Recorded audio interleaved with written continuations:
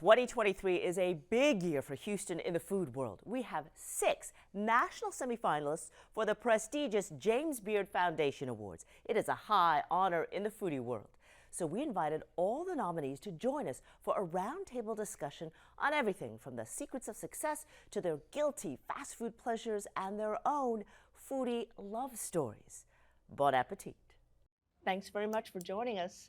Very exciting to have all of the national nominees for the James Beard Awards for this year. So first of all, come on. Congratulations to you all. Why don't we go around the table? Let's start with Justin 1. I get to be Justin 1 this time? Yeah. Oh, this is very exciting. Wow. I'm Justin Van. I'm the wine buyer for Nancy's Hustle. And the beverage program is shared between myself and Zach Hornberger, who does the cocktails, so I get to focus exclusively on wine. I was pretty baffled when we were nominated, if I'm being totally honest, because this category typically features very expensive, large wine programs, whereas our total inventory is like $50,000. Justin 2. My name is Justin Yu. I am the chef owner over at Theodore Rex. We were nominated this year for Outstanding Hospitality. You know, hospitality does not just need to have a white tablecloth. Hospitality means making sure everybody feels accepted in their space. Chef Chris. Chris Williams, chef and owner of Lucille's Fine Foods And you were nominated for? Outstanding Restaurateur, a focus on community service through the restaurant. Chef Emmanuel. Emmanuel Chavez, chef and owner of Tatemo. We were nominated for Best New Restaurant. We're extremely shocked, especially since we're such a small restaurant and we're kind of outside of the skirt of the city. We're 13 seats, we're reservations only. We focus a lot on to-goes and brunch, try to stay intact with our community. Chef Victoria. Hi, well, my name is Victoria Elizondo, and I'm the chef and owner of Cochinita & Co., as well as Cochinita's Market. I got a nomination for Emerging Chef, and it being a nationwide award nomination, or even if it's semifinalist, it means a lot to me. One, because what a better way to showcase the diversity of Houston. And two, I am an immigrant. I'm a DACA recipient. So I want to show anybody that's in my situation that anything is possible. How many people started with a food truck? Oh, okay. I've had one. 1.5. Yeah. I'm pretty sure all of us started out in pop-up. Yeah, pop-up. I think we all start out in some sort of pop-up, not necessarily a food truck though. Yeah. But a smaller. Something where you don't have your own 4 walls. You just have your ideas, and hopefully someone lends you a space and you just run with it. Yeah, I had a food truck, and food trucks are actually almost as expensive as running a restaurant. So pop-ups is the way to go. Chef Tony. My name is Chef Tony J. Nguyen. I'm a co-executive chef here, an owner with Christine Ha. We got nominated for Outstanding Chef this year. I think the reason we got nominated, we do a lot of things right here. We really focus on service, and the food that we create here is just really food that Christine and I grew up eating, and we're just trying to share our upbringing of being a Vietnamese American in Houston.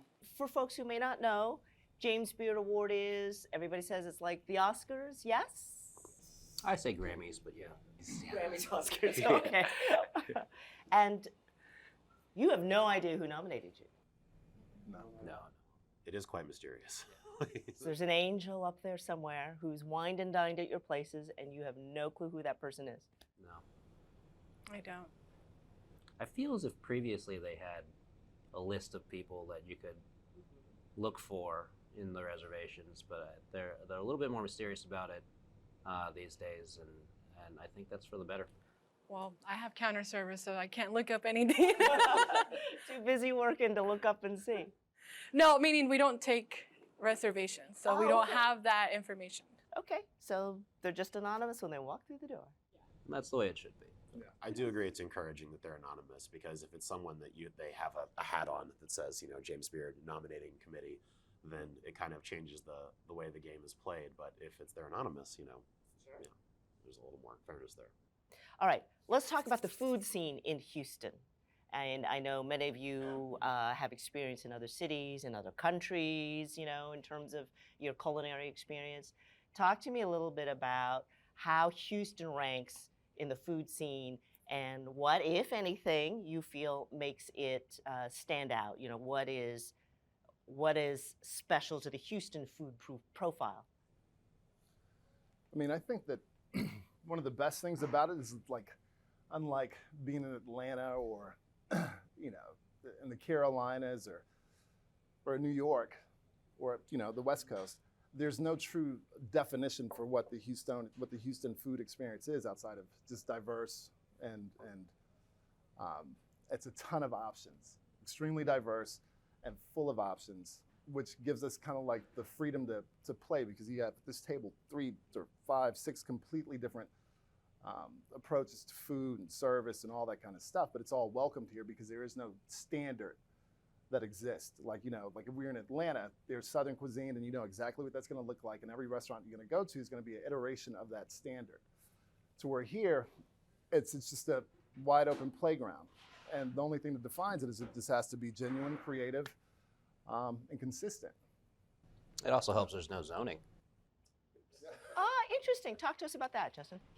You know, a lot of times cities plan, you know, where and what gets to happen in which part of the city, and Houston doesn't have zoning, and so the real estate market is really thriving, and I think that really helps with the diversity, and the barrier to entry is much lower. So I think for people that really want to work for themselves and that have a creative voice to say something, Houston is wide open for them, as opposed to going to a city that is a little bit more expensive. You know, to open up a restaurant in space, are kind of funneling you towards very specific areas. Houston, anything can happen anywhere, honestly. So that's an interesting observation. You know, like that whole no zoning thing is sort of a twofer thing. But so, just out of curiosity, do you think you could have done what you have done in a New York City? Absolutely not. No. I think that the people. I think people here in Houston are, especially chefs or in the industry, are starting to come out more confident of where they come from and who they are. So, like Chef said, Justin said, it's louder. It echoes louder. You reach more people here. You have a bigger audience. We're the 4th largest city in America for a reason. So anything that we say, it echoes and it spreads. And community here, it's massive. So people come and support. If anything, I'm sorry, I feel like there's people from New York and LA that are moving here or coming back that are Houston natives, move there to expand or grow their chef career, and then they move back to start their own thing. Like Tony. Like Tony. But so, okay. And it's easy, right? Because we're in Houston and, you know, you can poke fun at New York or something else like that. But you really feel like the expense and everything else with the zoning, whatever, that it would have made it harder for you to create the same success that you've had here? I mean, it's prohibitive out there unless you have partners. I mean, much like you, and I didn't have any investors, still don't have any investors, and I couldn't even imagine the cost of entry to do business out in any of those places. Like, you'd have to take on a partner, which more likely than not would change your perspective. You know what I mean? Because you're not doing it just with your vision alone. Now you're other people are in the room, things get changed, they get muffled a little bit. I can imagine doing this anywhere else. It's almost like you get a running start as opposed to always to be sprinting as soon as you hit the ground. Here you have a chance to make mistakes. I think the majority of us opened our first spaces with less than 6 figures in total budget. Some of us way less than 6 figures. You know, opening a restaurant for less than $100,000 is kind of unheard of. So in a place like Houston where you have the opportunity and there's a driving culture that people, and there's a food culture, and there's a culture of support, especially in the hospitality industry, it's really, really important. And a culture of curiosity. You know what I mean? Like, the Houstonians are just curious. They just want more and more experiences, which is, you know, open up these lanes for all these creative concepts that come and exist. I mean, I remember when you first stepped on the scene, we were all like, what the, you know, we Vegetable tasting menu? I was like that too. No way. Yeah, no way. But it keeps you on your toes. It doesn't let you settle. It doesn't let you get comfortable because, you know, there's always something coming up. There's always somebody doing something new, and which is amazing. I love to see it, but it also keeps me in check. Like don't get too comfortable because there's plenty of options to go around. So you Houston has a very tough crowd. The competition keeps you sharp?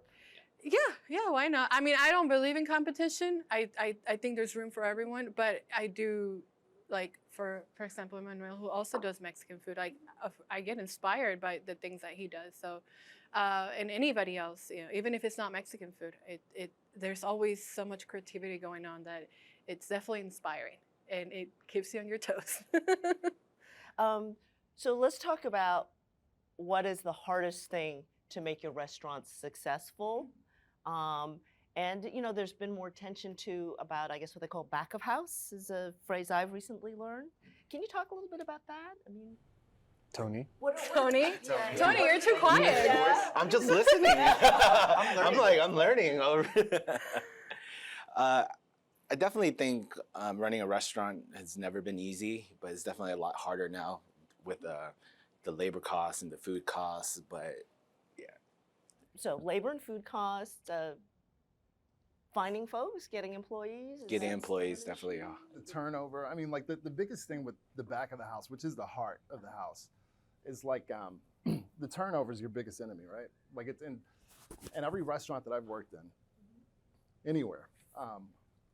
The turnover is high. People come in, it's rough work, it's painful, it's bloody, it's sweaty, it's all those things, and it takes a certain kind of personality. And now that our world's changed, with the cost of labor just going through the roof, it's really about giving these people the respect that they deserve. Because I mean, like, they are the heart of your restaurant. If you don't have that consistent, if you don't have those people motivated every single day to come and do the job up to your level and see your vision through, then you have nothing.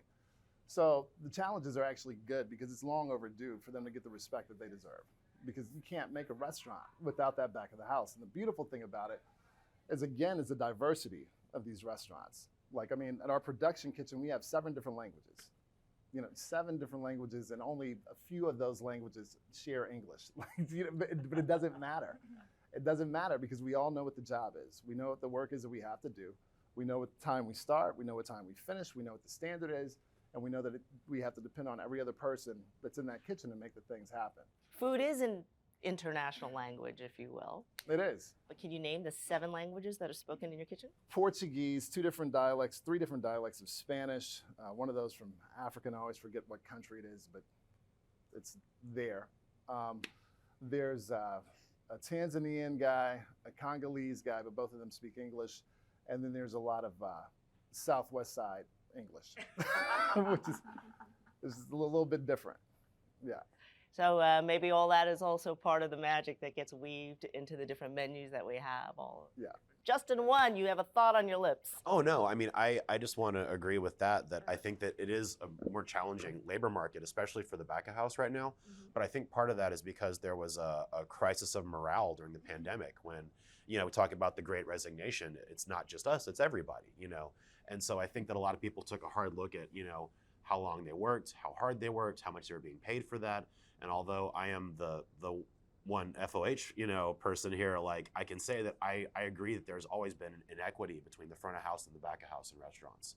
And I think that I think everybody at this table and a lot of the leaders in the city are doing things to kind of rectify that. And I think that's a step in the right direction. So it is more difficult than it feels like it's ever been, but it's for a lot of the right reasons, For me, would be that this is such, and I think a lot of people are in the same situation, but unfortunately it's not talked about enough. For me, this is such a hustle industry, and it's like go, go, go, that oftentimes we forget about our mental health. So that has been a huge struggle for me.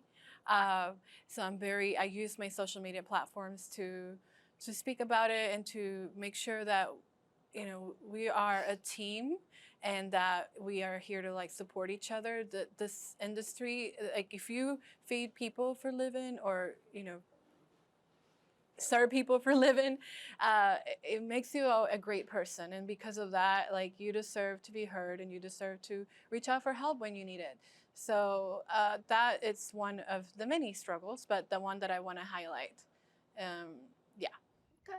Well, and this is interesting to me because the James Beard Awards look like they have sort of taken a new angle, if you will, in addition to the great food and the great service, there does seem to be a component about sort of social awareness, if you will, to be an important part of the community in which you serve not just your food and your wine, but also your patrons and your larger community. Is that an accurate read, do you think?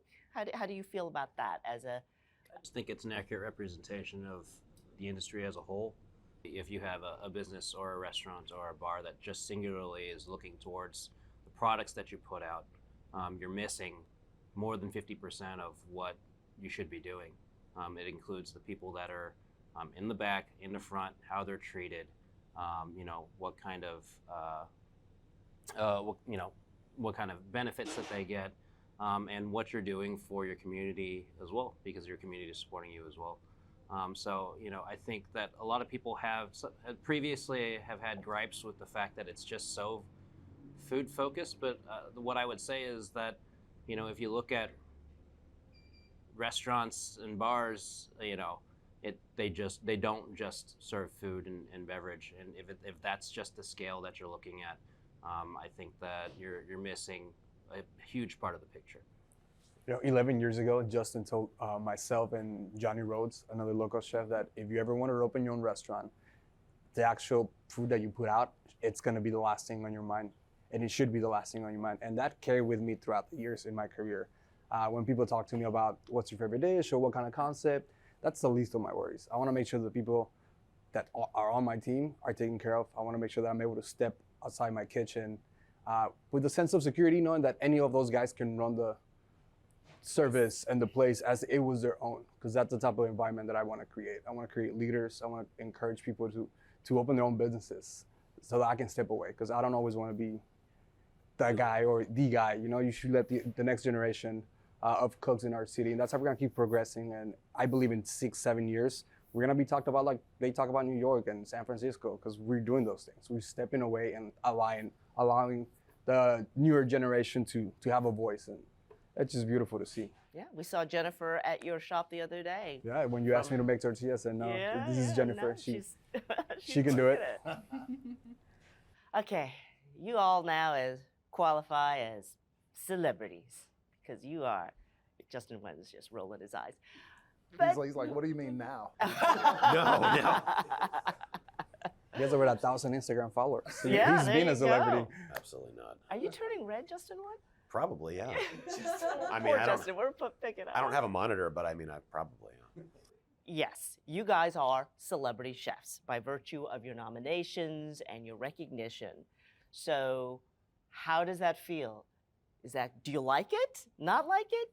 Do people stop you at the HEB and say, Victoria, which tortillas should I be buying? Justin, which spices should I throw onto the chicken, or what's the best scotch or wine? So talk to me about that. Being a celebrity chef, do you like it or not? Pluses and minuses. And I mean, are you stopped at the grocery store for your advice, Chris? I mean, I have a 13-year-old and a 14-year-old son. Oh, I know where this is going. And a baby girl on the way, and a fiance, and it means nothing to any of those people. My food's not any better at home. I still have chores and demands, and quick to disappoint everybody that I just mentioned. So, honestly, all we do is work.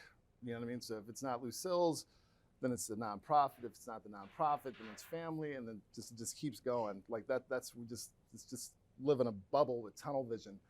So the recognition is lovely, but as far as the family and like my operations are concerned, like the team doesn't care. Yeah, they keep you humble. Yeah, exactly. Yeah, we stay humble because we all work together. I mean, that's how we got here. Is we work together. So recognition's great as far as changing the day-to-day experience. Even among us, like I see everybody as equal. Like I think it's more of the outsider, like people that are not in the industry. To me, it just accentuates my awkwardness. I still have my fan moments. Like I see these guys and I'm like, oh, I can't, because I grew up like admiring them. So for me to be like share a At the table, table, yeah, yeah. it's like No, I gotta breathe in and breathe out. I mean, I will say 5 of the 6 of us work in the back house, and there's generally a reason why we're back there. You know, the reason normally is that we hate lights and cameras, and you know, we don't have to talk to anybody. We don't really want to. The whole new thing with the earbuds is crazy to me. But Oh, the squiggle, like the secret agent squiggle. Yeah, it used to be you had to put on like big earphones that had like a line going down to get any peace and quiet. And now you have earbuds in and you can prep and you don't have to listen to anybody. You got your playlist going and you're slicing and you're dicing. You don't have to approach guests or anything like that.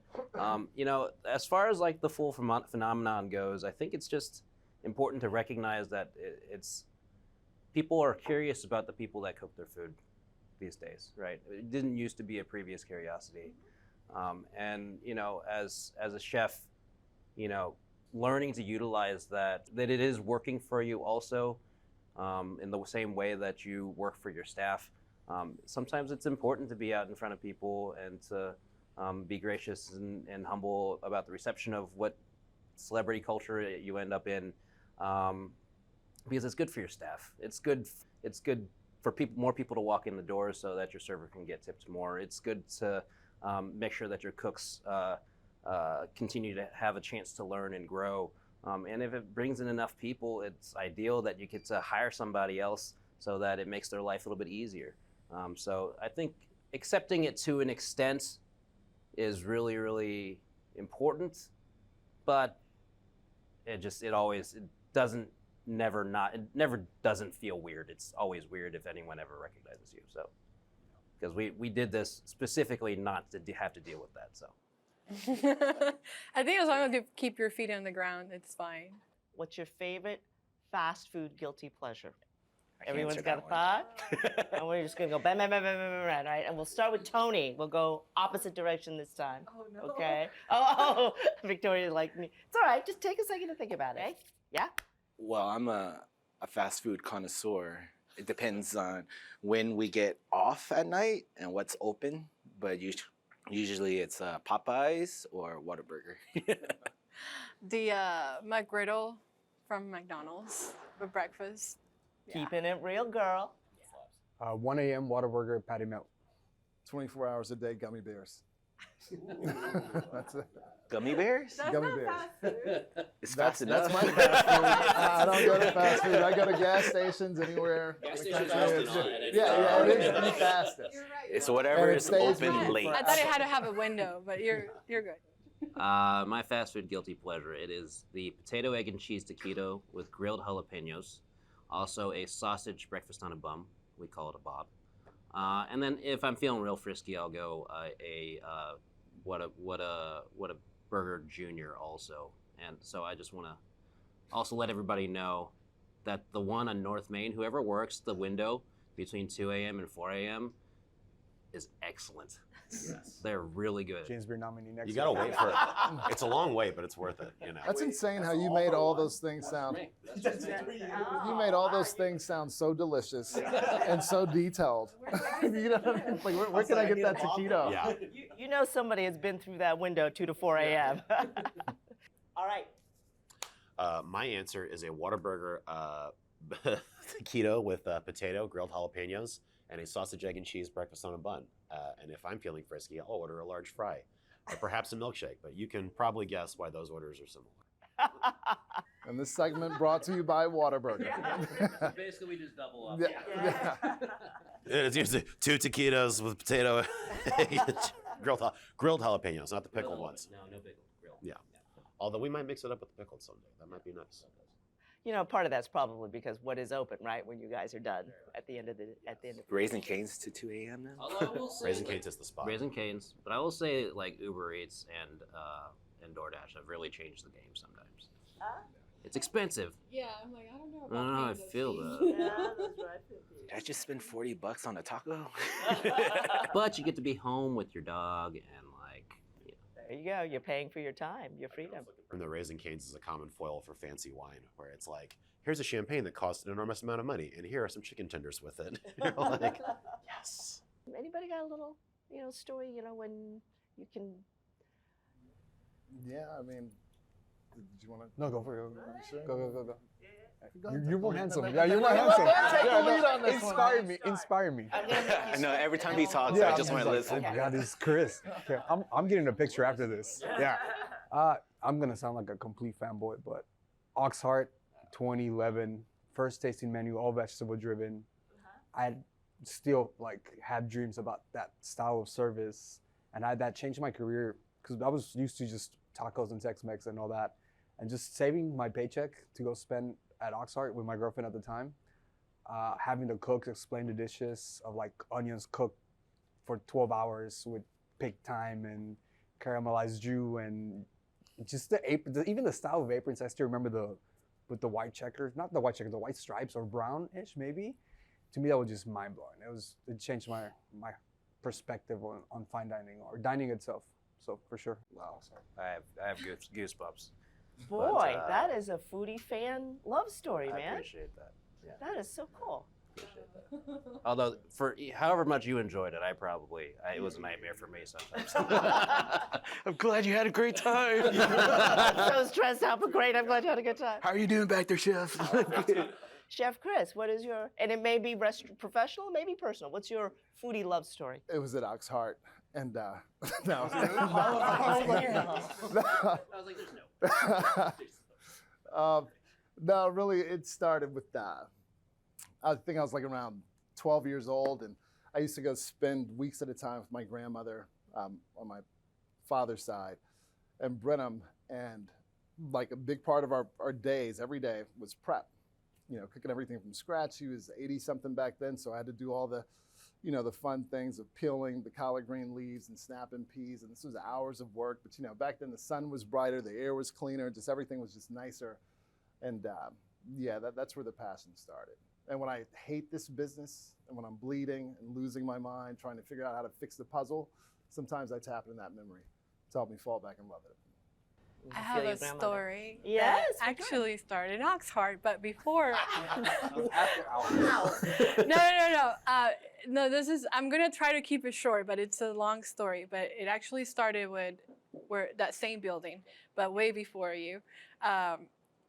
There used to be a Peruvian restaurant there. Unlike all of you, or well, except you, I didn't have the dream of becoming a chef. That was not really my thing.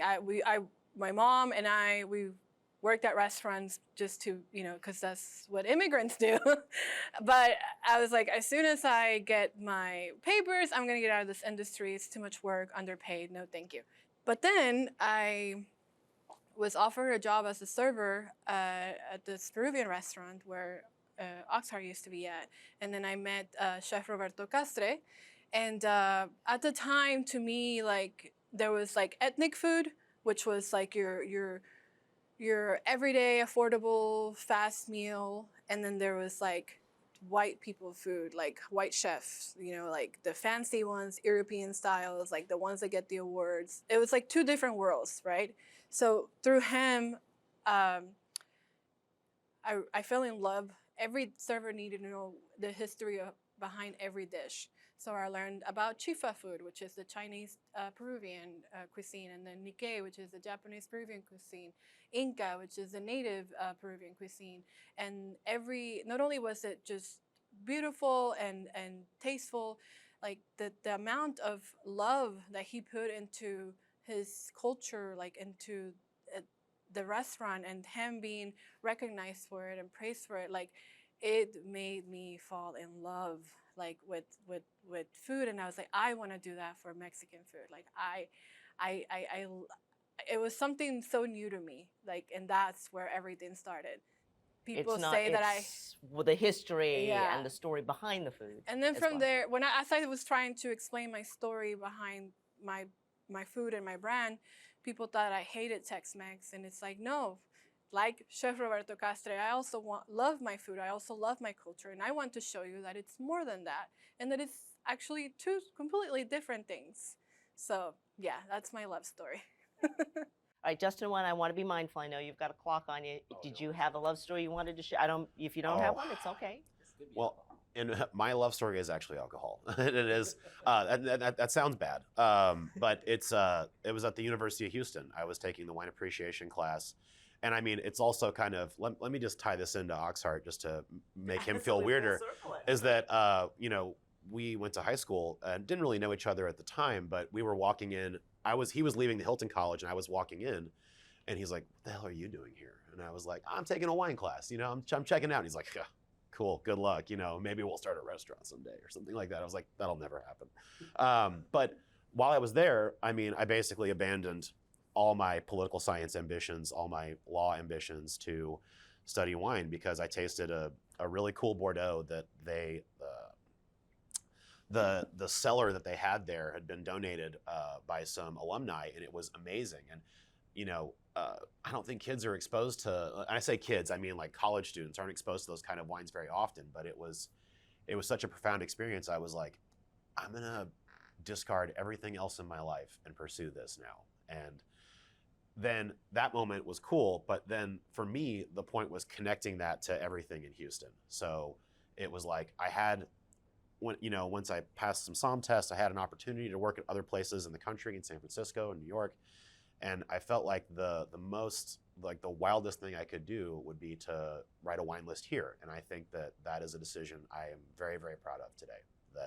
Because this is the kind of food that I want to see really cool wines being consumed with, and not expensive wines. The wine that I tasted that was my Eureka Moment wine was pretty expensive, but like my passion is like in the inexpensive range. Like I get more joy helping someone get excited about wine who's paying well under $100 than I do helping someone buy $1,000 bottle of wine. So my food memory is basically the Hilton College and drinking really cool wine and running into this weirdo. Okay. Yes, what's your food love story? My food love story doesn't start with oxtail heart, but but it starts with my mom. My mom immigrated from Vietnam, and she doesn't know how to say I love you. So the way she say I love you is through food. And we grew up, she's always feeding me. I was very overweight all the time. But I think really falling in love with restaurant would be on the weekends after working really hard, my family would take us to Feng's Kitchen. And it was just like an amazing experience, just the seafood on the wall and all the Chinese dining. And it was just like, I'm really happy here. I want to do this. And ever since then, it's been a childhood dream of mine to own restaurants. So I went to Syracuse, did hospitality management, and then now I'm here. Yeah. It's beautiful. Thank you. Yeah. Food is love? Food is love. Okay, so what is your food love story? I'm really lucky. I've known that I wanted to be a chef ever since I was very young. I have aunts that immigrated from Hong Kong to California, and while I was born and raised in Houston, we always visited. It was West Covina, California, just a suburb of LA, every single year. And at the table at the restaurant, was where everybody was always the happiest. So I always felt as if I wanted to make sure that everybody was happy. And so I remember I was very, very young, and I followed my aunt into the kitchen. She didn't know I was following her. And I walked in, and then there was a chef there that was making this huge fire in the wok. And I was like, that is awesome. There's nothing else I want to do. And ever since I was in pre-K, I've always said that I wanted to be a chef. And I am both very lucky, maybe a little unlucky, so I've always wanted to do that my entire life. So Very good. What were you cooking in pre-K? I would try to come up with recipes of my own. So I remember one time I baked a cake for my aunt's birthday, and it came out hollow because I didn't put enough flour. And then so I filled it with chocolate pieces. And so she ate a bite to appease me, but no one else ate any. Food is love. Food is love, yeah. I made that same cake in Yeah? a Susie Bake oven, but I wasn't clever enough to think of anything to put in the hole of Yeah. the cake. It was just a big, A big empty hole of a cake. Yeah, Yeah. just kind of a biscuit with nothing in the middle. Yeah. So your love story began with alcohol in a glass. It's only water, but may I raise a toast to all of you. Congratulations on your nominations. That's right. Cheers to y'all, and the very best of luck.